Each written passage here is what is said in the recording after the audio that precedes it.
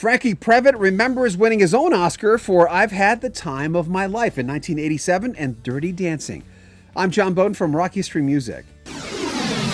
Well, first of all, let's congratulate Lady Gaga tonight, winning for her Best Original Song with co-writers Mark Ronson, Andrew Wyatt, and Anthony Rossomando for Shallow. And of course, Lady Gaga and Bradley Cooper sang the song at the Oscars tonight. I know there was a lot of word that, a lot of folks were saying that Bradley Cooper was really nervous, and maybe he was, but he seemed okay. Let's go back to 1987. Now, before Christmas, I had a chance to talk to Franke Previte. He's always been on my list of cool guys I wanted to talk to because he's just an interesting guy. Frankie and the Knockouts, he was their lead singer, 1981. Remember Sweetheart? Top 10 hit. A few years later, well, his life changed. I mean, having Sweetheart would have been enough for most people. You know, most rockers never get to a point where they have a top 10 hit. They never get near a top 10. So he already had success. He didn't make a lot of money with that band, and we'll talk about that in another video. But getting to co-write I've Had the Time of My Life and Hungry Eyes from Dirty Dancing, that's quite a story. Here's part one of our interview with Franke Previte. I saw that interview where I think, is it in your basement where you're walking around and there's a camera following you and you're being interviewed? The New Jersey channel. I saw all the stuff on your wall and I'm going, I was almost overwhelmed by how, and then I stopped and I'm a radio guy, I know how this works. I stopped and I thought about you and I thought, at the time when this was starting to break, when this thing took off with those two songs on there, was it hard for you to fathom? Could you accept it? Because it was so huge.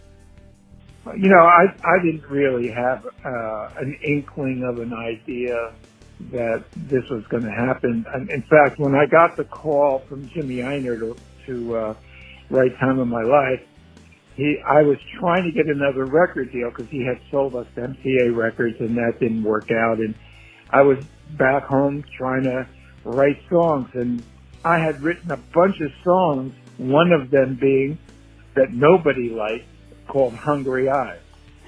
And that song was like floating around and then Jimmy called and said, I got this little movie, I want you to write a song for. And I just was like, Jimmy, I don't really have time. I'm trying to get a deal. And his answer was, make time, this is going to change your life. And I was like, yeah, right, that's going to happen. I said, all right, what's the name of the movie? And so when he said Dirty Dancing, I put my hand on my forehead and I went, oh my God, Jimmy's doing porn. And he goes, no, this is a great little film. And I think, there's 149 people that submitted for that last scene and they don't have the song.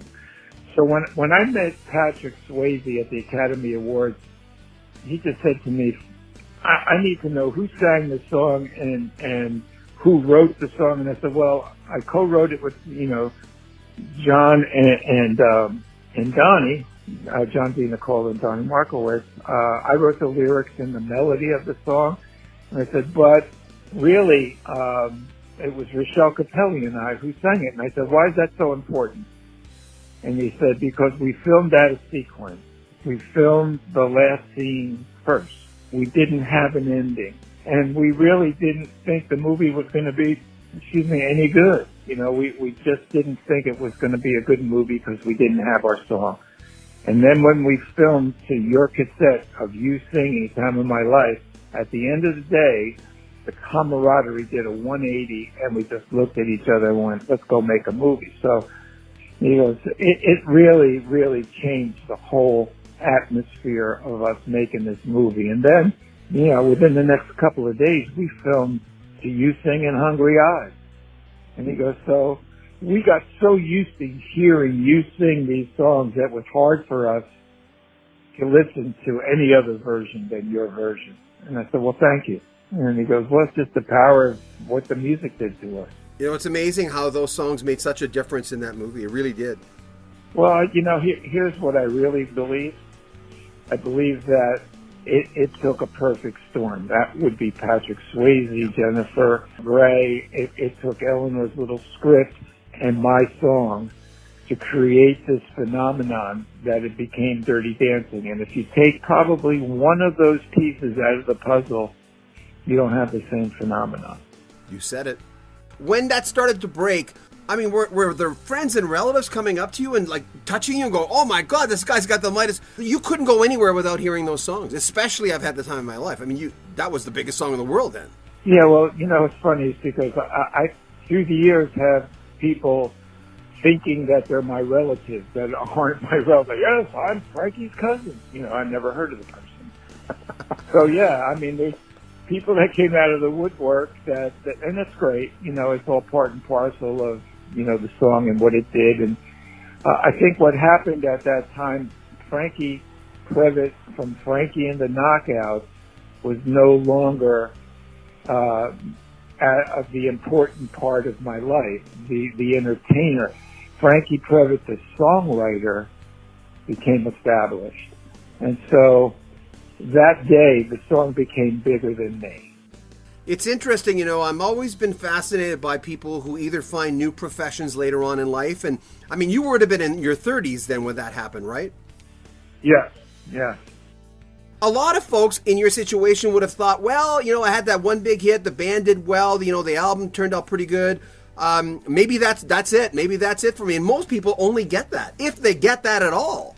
Well, for me, and then I say this all the time, it was beyond my dream.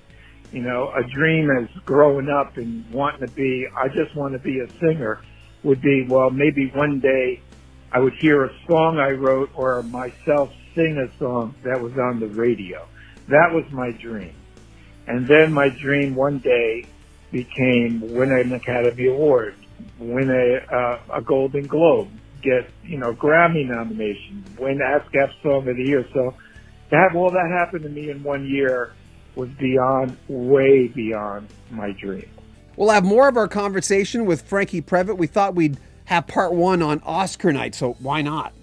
Look up the clip where Liza Minnelli hands him the Oscar. It's on YouTube. It's kind of cool. Actually, I'll put a link to it if I think of it in the description of this video. Like I said, more conversations with Franke coming up on this channel and also our sister channel, Nail Sheet, where we talk about entertainment in general. Make sure you comment on our videos, subscribe to our channel, and share our videos. I'm John Bowden. This is Rock History Music.